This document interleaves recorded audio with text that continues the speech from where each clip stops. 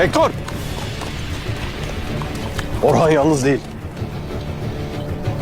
Gerideki tepeyi ve vadinin bütün çıkışlarını tutmuşlar.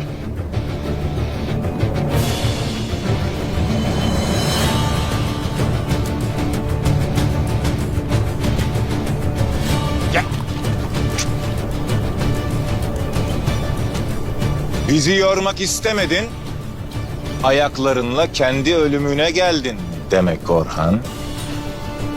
Öyle olsun. Seni cehennem köpeklerimle tanıştırayım. Mezarına kendi ayağınla gelen sensin Hektor. Ardındaki itlere kemiklerini yedireceğim. Ardından da geldikleri yere cehennemin en dibine yollayacağım. Görelim bakalım. Deus Vult!